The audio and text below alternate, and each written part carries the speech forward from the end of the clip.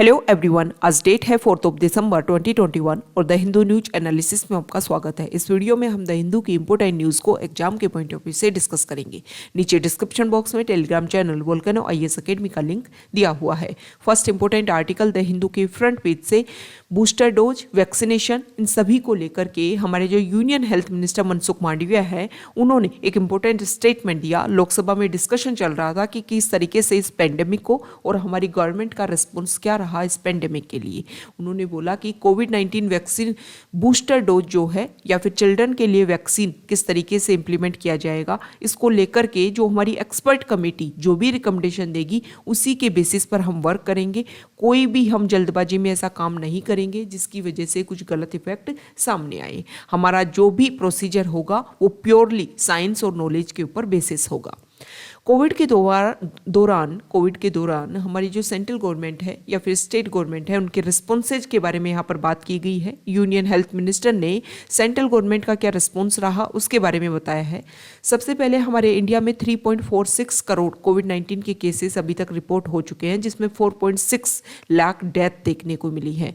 1.36% total cases का अगर हम देखें तो इतना परसेंट हमारे यहाँ पर मोर्टेलिटी रेट है। मतलब टोटल केसेज में 1.36% डेथ हमारे इंडिया में हुई है, जो पूरे वर्ल्ड लेवल पर कंपैरिजन करें तो सबसे लोएस्ट नंबर इंडिया में आई है। मींस हमारे यहाँ की इम्यूनिटी पावर जो है पर्सन्स की वो काफ़ी स्ट्रॉन्ग है। इसमें यह भी बताया गया है कि कोविड का जब पहला केस हमारे इंडिया में आया था लगभग 30 जनवरी 2020 को, तो उसके बाद में उससे पहले ही जब केस आया उससे पहले ही हमारे इंडिया की जो गवर्नमेंट है वो इतने प्रिपेयर अपने आप को कर चुकी थी, मीटिंग ले चुकी थी कि ये जो कोविड-19 जो पेंडेमिक है जो पूरा ग्लोबली लेवल पर स्प्रेड हो रहा है उससे हम कैसे निपटेंगे अगर इंडिया में इस तरीके के केसेस देखने को मिलते हैं। इसके अलावा जो हमारे यूनियन हेल्थ मिनिस्टर है उन्होंने ये भी बोला कि जब कोविड हमारे इंडिया में स्प्रेड हुआ तो उस समय हमारा जो हेल्थ इंफ्रास्ट्रक्चर है वो काफ़ी ज़्यादा वीक था और मेडिकल इंफ्रास्ट्रक्चर को हमने काफ़ी ज़्यादा स्ट्रेंथन किया है। लास्ट 2 ईयर्स में हमने ऐसे बोल्ड डिसीजंस लिए हैं जिसका रिजल्ट हमें सामने देखने को मिला है। वैक्सीनेशन को लेकर के बताया कि वैक्सीन जो प्रोग्राम है, वैक्सीन अगर बनाना है किसी को तो अप्रूवल लेने के लिए 3 years for approval if someone did research on A vaccine को लेकर के अगर रिसर्च करना चाहता है तो 3 इयर्स फॉर अप्रूवल उनको चाहिए। लेकिन हमने जो भी हमारे रूल्स एंड रेगुलेशंस हैं उनको स्क्रैप किया ताकि कोविड-19 की जो वैक्सीन है उसके ऊपर रिसर्च स्टार्ट हो सके और 1 साल में ही उसका रिजल्ट सामने देखने को मिला कि हमारे यहाँ पर 2 वैक्सीन इंडिया ने प्रिपेयर की और उसका यूज़ ना सिर्फ इंडिया ने किया बल्कि हमारे जो नेबरिंग कंट्रीज़ हैं या फिर ग्लोबली लेवल पर हमने उस वैक्सीन को सेंड भी किया और सभी को ह्यूमैनिटेरियन असिस्टेंस देने की कोशिश की सभी कंट्रीज़ को। इसके अलावा हमारे यहाँ पर जब कोविड की सेकेंड वेव आई तो ऑक्सीजन की कमी की वजह से ऑक्सीजन शॉर्टेज देखने को मिला, जिसकी वजह से काफ़ी ज़्यादा परेशानी हुई। इसके बारे में बताया गया है सेंट्रल गवर्नमेंट ने हमेशा स्टेट्स के साथ में कोऑपरेशन करने की कोशिश की कि कहाँ पर कितना इंफ्रास्ट्रक्चर की कमी है ताकि वहाँ पर बेसिक जो नीड्स हैं वो दी जा सके और इस प्रोसीजर के तहत जो केसेज है उनकी संख्या को कम किया जा सके। नेक्स्ट इंपॉर्टेंट आर्टिकल है NSO ग्रुप को लेकर के। हमने पिगेसस स्पाईवेयर को लेकर के एक इम्पोर्टेंट डिस्कशन पहले भी हम कर चुके हैं और बहुत सारे लोगों ने आरोप लगाया गवर्नमेंट के ऊपर कि पिगेसस स्पाईवेयर को हमारी कंट्री की जो सिक्योरिटी है उसको मेंटेन करने के लिए इसको लिया गया था, लेकिन इसका पर्सनल यूज़ किया गया है सेंट्रल गवर्नमेंट के द्वारा। इजराइल का जो NSO ग्रुप है उसी के द्वारा इसको बनाया गया था पिगेसस स्पाईवेयर को। तब इसके लिए बोला गया है कि क्या इसको बैन करेगी क्या हमारी जो गवर्नमेंट है। तो इसी के लिए राज्यसभा में जो हमारे electronics and IT minister of state of electronics and IT Rajeev Chandrasekhar, उन्होंने बोला है, रिटर्न में इसका रिप्लाई दिया। ये क्वेश्चन जहां पुट ऑन किया गया था कि इसके ऊपर अभी बैन करने के लिए कोई भी गवर्नमेंट ने अपनी तरफ से नहीं सोचा है, हम बैन इसको नहीं करेंगे। नेक्स्ट इंपॉर्टेंट आर्टिकल कल हमने डिस्कस किया था। सुप्रीम कोर्ट ने बोला था सेंट्रल गवर्नमेंट और दिल्ली सरकार को कि भाई पोल्यूशन को कर्ब करने के लिए कुछ तो काम करो। 24 आवर्स में अपनी जो भी 24 आवर्स की आपको डेडलाइन दी जाती है उसमें आपका जो भी प्रोसीजर है वो बनाओ और हमें दिखाओ कि इस तरीके से हम वर्क करेंगे।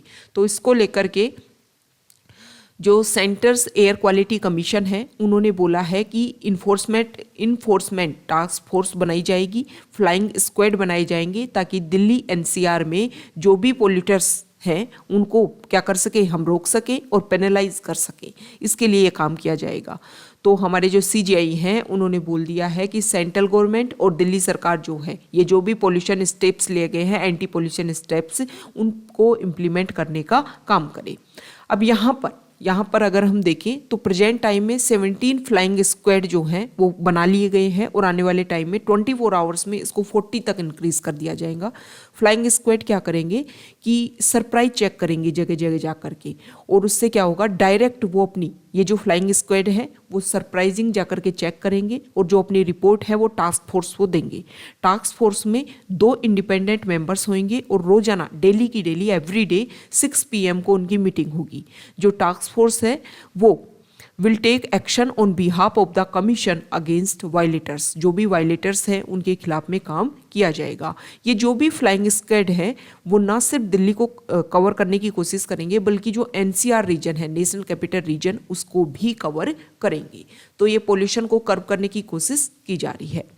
नेक्स्ट इंपोर्टेंट आर्टिकल यहाँ पर दिल्ली सरकार को लेकर के है। हम पहले भी डिस्कशन कर चुके हैं कि दिल्ली सरकार ने बोला है कि हम स्पेशल पिलग्रिम्स रिलेटेड ट्रेन चलाएंगे ताकि जो लोग स्पेशल पॉइंट्स के ऊपर जाना चाहते हैं, जैसे अयोध्या घूमना चाहते हैं या अयोध्या जाना चाहते हैं, तो डायरेक्टली वो लोग वहीं पर जाएं, अपना जो भी उनका एक माइंड सेट था उसको कंप्लीट करें और फिर वापस दिल्ली में वापस आ सके। इसी तरीके की जो ट्रेन्स हैं वो अलग अलग एरिया के लिए चलाई जाएगी। जैसे कि पाकिस्तान में जो करतारपुर साहिब कॉरिडोर बनाया गया है उसको लेकर के भी इस तरीके की ट्रेन चलाई जाएगी। तमिलनाडु में जो वेलंकनी चर्च है उसको लेकर के भी इस तरीके की ट्रेन चलाई जाएगी। ये जो ट्रेन है वो दिल्ली सरकार का एक इनिशिएटिव है कि जो भी ओल्ड एज पर्सन्स हैं उनको इस तरीके की जो भी हमारी पिलग्रिम साइट है वहाँ पर ले जाया जा सके। मुख्यमंत्री तीर्थ यात्रा योजना के तहत ये सारा काम किया जा रहा है। Next important article page number 2 से यहाँ पर दिल्ली को लेकर के न्यूज़ है कि हमारे यहाँ पर जो CCTV इम्प्लीमेंटेशन है, CCTV जो कवरेज है वो बहुत ज़्यादा हाई लेवल का हो गया है, जिसने कंपैरिजन अगर हम करें जो अदर सिटीज़ हैं वर्ल्ड की बेस्ट सिटीज़ उनसे भी हाई लेवल, मतलब पर मील अगर हम कंपैरिजन करें तो हमारे इंडिया में स्पेसिफिक दिल्ली में बहुत ज़्यादा CCTV का जो इम्प्लीमेंटेशन है वो इंक्रीज़ हुआ है। 1826 CCTV कैमरा पर स्क्वायर मील तक इम्प्लीमेंट हमारे यहाँ पर कर दिए गए हैं। बहुत सारी जो सिटीज़ हैं उनको पीछे छोड़ दिया है दिल्ली ने।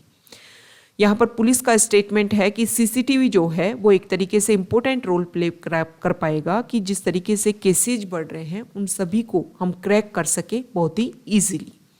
नेक्स्ट इम्पोर्टेंट आर्टिकल यहाँ देखिए पेज नंबर 6 पे, यहाँ पर तमिलनाडु के जो CM है उन्होंने एक इम्पोर्टेंट स्टेटमेंट दिया। अभी हमारे यहाँ पर डैम सेफ्टी बिल को पास करवाया गया। डैम सेफ्टी बिल पहले लोकसभा में 2019 में इसको पास करवा दिया गया था, मतलब इस बिल को रखा गया था 2019 में और अब इसको पास करवाया गया है राज्यसभा में। तो इसको लेकर के जो तमिलनाडु के CM हैं MK स्टालिन, उन्होंने बोला है कि जो स्टेट की जो पावर है उसको छीनने की कोशिश की जा रही है सेंट्रल गवर्नमेंट के द्वारा। सेंट्रल गवर्नमेंट जो फेडरलिज्म है, हमारा बेसिक फीचर है कॉन्स्टिट्यूशन का, उसको डाइल्यूट करने की कोशिश कर रही है। उन्होंने आरोप लगाया है कि आर्टिकल 252 जो है कॉन्स्टिट्यूशन का, वो ये जो बिल है वो उसको वायलेट करेगा। स्टेट की जो पावर है उसके ऊपर क्वेश्चन मार्क लगा दिया है इस बिल ने। अब आपके लिए हमारे लिए इम्पोर्टेंट हो जाता है कि डैम सेफ्टी बिल है क्या। देखो, डैम सेफ्टी बिल की अगर हम बात करें तो सबसे पहले इनिशिएटिव इसको स्टार्ट किया गया था, मतलब शुरुआत में अगर हम देखें तो 2019 में लोकसभा ने इसको पास कर दिया था, लेकिन राज्यसभा में इसको प्रेजेंट टाइम में पास किया गया है। इसमें बहुत सारे कंसर्न उठाए जा रहे हैं कि ये जो डैम सेफ्टी बिल पास हुआ है ये बहुत सारी चीज़ों को वायलेट करेगा। जैसे कि इस बिल में स्ट्रक्चरल सेफ्टी के ऊपर ज़्यादा फोकस किया गया है, ऑपरेशनल सेफ्टी के ऊपर ज़्यादा फोकस नहीं किया गया है। डैम्स जब बनाए जाएंगे तो उनकी वजह से जो लोग इफेक्ट होंगे उनके ऊपर इनएडिक्वेट कंपेंसेशन, मतलब उनको कंपेंसेशन कैसे मिलेगा उस प्रोसीजर के ऊपर ज़्यादा वर्क नहीं किया गया है। इसके अलावा इसमें बहुत सारे जो स्टेट्स हैं, अभी हमने डिस्कस किया, जैसे तमिलनाडु आरोप लगा रहा है, बहुत सारे स्टेट्स ये आरोप लगा रहे हैं कि स्टेट्स की जो सॉवरेनिटी है उसको मैनेज करने में, डैम्स को मैनेज करने में स्टेट्स की सॉवरेनिटी होती है उसको डाइल्यूट करेगा और फेडरलिज्म का जो एक बेसिक प्रिंसिपल है हमारे कॉन्स्टिट्यूशन का उसको भी डाइल्यूट करेगा ये डैम सेफ्टी बिल। अब सेंट्रल गवर्नमेंट ने इसको क्यों इंट्रोड्यूस किया जब इतने आरोप लग रहे हैं, इतने कंसर्न क्रिएट हो रहे हैं? सेंट्रल गवर्नमेंट का ये बोलना है कि देखो जो डैम है वो हमारे इंडिया की एक सेफ्टी के लिए एक इम्पोर्टेंट पॉइंट है, और इसी को लेकर के कि इस डैम सेफ्टी को लेकर के कोई भी अभी तक लीगल और इंस्टीट्यूशनल सेफगार्ड नहीं है। इसीलिए सेंट्रल गवर्नमेंट ने इसको इनिशिएटिव को डैम सेफ्टी बिल इंट्रोड्यूस किया और इसको पास किया, ताकि कंप्लीट इंडिया के लिए डैम अगर बनाए जाएं तो उनके लिए एक सिंगल प्रोसीजर होना चाहिए, सिंगल एक ऐसी कमेटी होनी चाहिए, सिंगल तरीके से सारा वर्क किया जा सके। अब डैम सेफ्टी बिल की कुछ हाइलाइट्स देख लेते हैं। हम देख लेते हैं कि कौन कौन से पॉइंट्स हैं जिसके ऊपर वर्क किया जाएगा। सबसे पहले इस बिल में ये बात बोली गई है कि जो भी हमारे डैम्स हैं उनकी प्रॉपर सर्विलेंस की जाएगी, प्रॉपर इंस्पेक्शन, ऑपरेशन, मेंटेनेंस, ये सारे के सारे जो पॉइंट्स हैं उनके लिए काम किया जाएगा इस बिल के अकॉर्डिंग। एक national committee on dam safety बनाई जाएगी, एक नेशनल डैम सेफ्टी अथॉरिटी बनाई जाएगी, और फिर स्टेट्स में भी डैम सेफ्टी को लेकर के स्टेट कमेटी स्टेट गवर्नमेंट के द्वारा बनाई जाएगी। मतलब सेंटर से स्टेट तक आने के लिए एक प्रोसीजर बनाया गया है। इससे क्या होगा, सिग्निफिकेंस क्या मान सकते हो आप इस डैम सेफ्टी बिल का, कि इससे जो हमारे पूरे इंडिया में जो डैम्स हैं उनको एक पॉइंट के बेसिस पर, हम पहले भी देख चुके हैं कि क्यों स्टार्ट किया सेंट्रल गवर्नमेंट ने, जब स्टेट की पावर है तो उसको एनक्रोच करने की कोशिश क्यों की? कारण यही था कि सारे के सारे जो डैम हैं उनको लेकर के कन्फ्लिक्ट चलता रहता है दो स्टेट के बीच में, तो उनको लेकर के एक ऐसी कमेटी हो, एक ऐसी अथॉरिटी हो जो सभी के लिए जो रेगुलर प्रोसीजर है वो इम्प्लीमेंट हो सके। इसीलिए ज़रूरत है, हमारे इंडिया में बहुत सारे ऐसे डैम हैं जो काफ़ी ओल्ड एज के हैं, बहुत सारे डैम अभी प्रेजेंट टाइम में बनाए जा रहे हैं, तो उन सभी को रेगुलेशन करने के लिए इस डैम सेफ्टी बिल की ज़रूरत थी।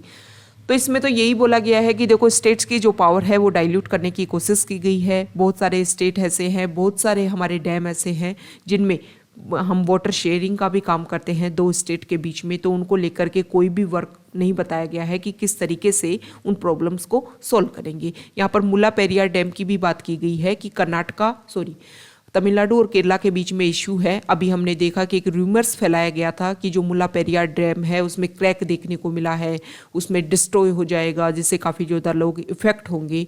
तो इसमें यही बोला गया है कि इस तरीके की जो डिजास्टर्स हैं, क्या ये जो बिल है वो उनको लीड करेगा, क्या इस तरीके की जो प्रॉब्लम्स हैं उनको सोल्व करने के बारे में इस बिल में कोई पॉइंट रखा गया है या नहीं रखा गया है। नेक्स्ट इंपॉर्टेंट आर्टिकल है पेज नंबर 7 से। यहाँ पर हमारी जो इंडियन नेवी है उसको स्ट्रॉन्ग करने के लिए प्रोसीजर है वो स्टार्ट हो गया है, और पहले भी बहुत सारे हमारे होम इनबिल्ट जो प्रोसीजर है उनको इम्प्लीमेंट करने की कोशिश की गई, और उसी में आप एक नया मान सकते हो INS विक्रांत, जिसके लिए जो सी ट्रायल्स हैं वो इसके स्टार्ट हो चुके हैं। अगस्त 2022 में इसको हमारी इंडियन नेवी को सौंप दिया जाएगा। आज़ादी का जब अमृत महोत्सव हम सेलिब्रेशन करते रहेंगे उसी टाइम इसको हमारी इंडियन नेवी को कमीशन किया जाएगा इंडियन नेवी में। तो हमारे लिए बेहतरीन है कि हम ज़्यादा से ज़्यादा जो इंफ्रास्ट्रक्चर डेवलपमेंट है उसके ऊपर फोकस कर रहे हैं, ताकि हमारे पास में ऐसी कुछ कमी ना हो कि हमारे ऊपर कोई प्रॉब्लम आए और हमारे पास में उसका सॉल्यूशन ना हो सके। Next important article editorial page से हम एक आर्टिकल देखेंगे। यहाँ पर अभी हमने देखा कि पिछले लास्ट 10 ईयर्स की अगर हम बात करें तो हमारे यहाँ पर जो एलिफेंट्स हैं 1160 एलिफेंट्स ऐसे हैं जिनकी डेथ हो गई, जिसमें 741 जो डेथ है वो इलेक्ट्रिक शॉक की वजह से हुई, 186 जो डेथ है वो रेलवे एक्सीडेंट की वजह से हुई, 169 डेथ पोचिंग की वजह से, और 64 जो डेथ है वो पॉइजनिंग की वजह से। तो यहाँ पर मैन एनिमल कन्फ्लिक्ट के बारे में बताया गया है कि हमारे यहाँ पर जो भी प्रॉब्लम्स हैं उसको सॉल्यूशन करने की बात होनी चाहिए। सबसे पहले तो हमें क्या करना चाहिए कि हमारे यहाँ पर जो ज़्यादातर जो एलिफेंट है वो साउथ एरिया में है या नॉर्थ ईस्ट वाले रीजन में है, तो वहाँ पर हमें ये कोशिश करनी चाहिए कि इलेक्ट्रिक जो वायर्स फेंसेज हम बना रहे हैं उसको हम चेंज करें और सोलर बेस्ड वायर फेंसेज के ऊपर अपने आप को ट्रांसफ़र करें। इसके अलावा जो भी कम्युनिटी जहाँ पर भी रेलवे ट्रैक है और वहाँ पर जो कम्युनिटी रहती है फॉरेस्ट वाले रीजन में, उन कम्युनिटी का जो इंक्लूजन है वो बहुत ज़्यादा ज़रूरी है। कम्युनिटी एलिफेंट कॉरिडोर के पास में जो कम्युनिटी रहती है, अगर वो अपना इंक्लूजन दिखाती है तो इन प्रॉब्लम्स को हम काफ़ी ज़्यादा सोल्व कर सकते हैं। मतलब लोकल कम्युनिटीज़ का पार्टिसिपेशन बहुत ज़्यादा क्रूशियल है। हमें कॉरिडोर बनाने की ज़रूरत है, और जो सिर्फ कॉरिडोर नहीं बनाने हैं, या तो इको ब्रिज बनाएं या अंडरपास बनाएं हम इस तरीके के रेलवे ट्रैक के पास में, ताकि जो भी एनिमल्स हैं वो इजीली पास हो सके एक जगह से दूसरी जगह पर।